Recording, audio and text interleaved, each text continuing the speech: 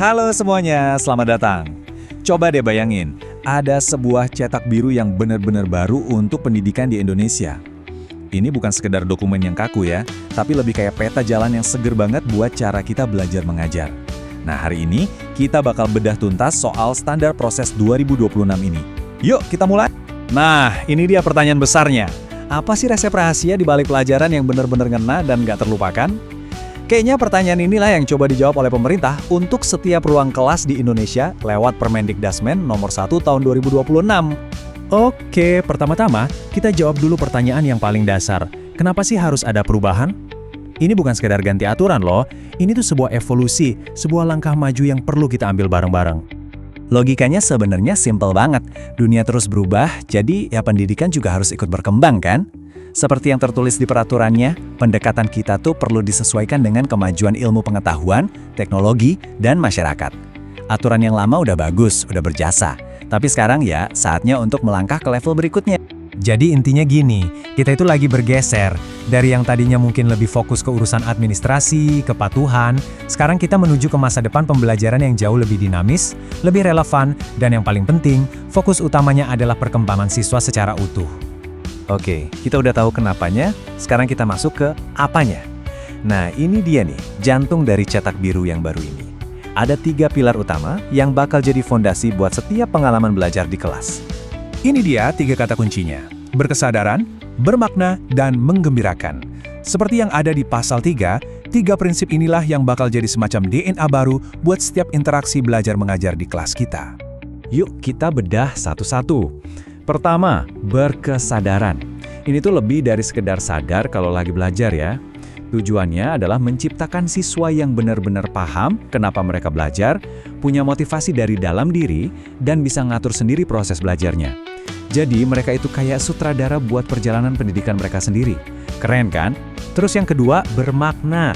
Ini soal membangun jembatan antara teori di buku sama dunia nyata.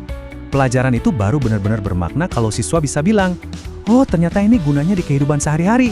Dan mereka bisa nyambungin apa yang dipelajari dengan konteks lain di luar kelas. Dan pilar ketiga, menggembirakan. Nah, ini penting banget buat dicatat ya. Menggembirakan itu bukan berarti kelasnya harus jadi tempat main terus-terusan. Bukan itu. Maksudnya, suasana belajarnya itu harus positif. Harus ada tantangan yang pas buat bikin penasaran. Dan akhirnya, bikin siswa itu termotivasi buat sukses. Belajar itu harus jadi petualangan yang seru. Oke, kita udah paham nih filosofi dasarnya. Sekarang pertanyaannya, gimana caranya kita sebagai guru bisa menerapkan ini semua? Well, semuanya itu dimulai dari perencanaan yang matang. Coba dibayangin RPP atau modul ajar itu kayak resep masakan andalan Anda. Kan nggak bisa kita asal campur bahan terus berharap hasilnya enak kan? Nah, rencana inilah yang bakal nuntun kita langkah demi langkah buat menyajikan hidangan pembelajaran yang nggak cuma bergizi, tapi juga lezat buat para siswa.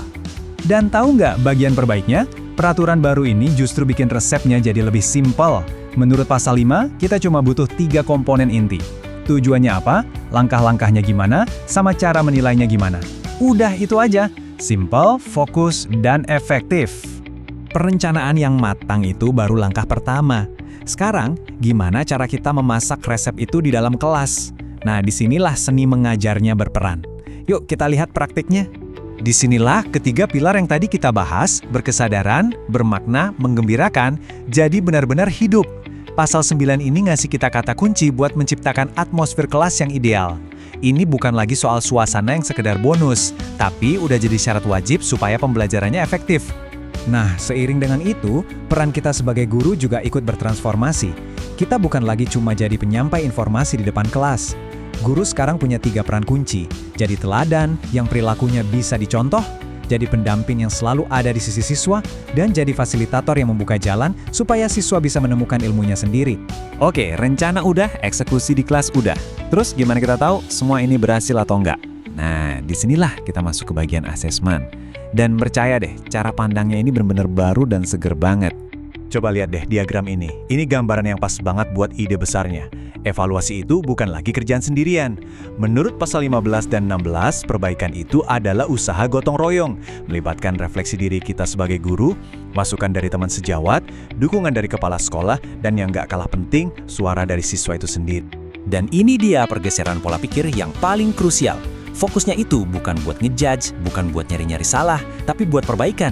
Tujuannya adalah supaya kita semua bisa tumbuh bareng, supaya pembelajaran besok bisa lebih baik dari hari ini. Semangat kolaborasi ini terangkum dengan sangat indah di kutipan dari pasal 17 ini. Intinya adalah menciptakan sebuah ekosistem sekolah di mana semua orang, guru, siswa, kepala sekolah merasa aman untuk belajar, mencoba hal baru dan saling dukung satu sama lain. Dan biar ini semua nggak cuma jadi wacana, peraturannya ngasih target yang jelas. Minimal 1 kali dalam 1 semester, siklus refleksi bareng-bareng ini harus dijalankan. Tujuannya, biar jadi kebiasaan, bukan sekedar kewajiban yang dicentang. Jadi, itulah dia, cetak biru baru untuk ruang kelas kita di seluruh Indonesia. Sebuah kerangka kerja yang lebih manusiawi, punya prinsip yang kuat dan landasannya adalah kolaborasi. Nah, pertanyaan besarnya sekarang kembali ke Anda semua, para arsitek pendidikan di lapangan. Dengan peta jalan yang baru ini, mahakarya pembelajaran seperti apa yang akan Anda ciptakan? Terima kasih banyak sudah menyimak.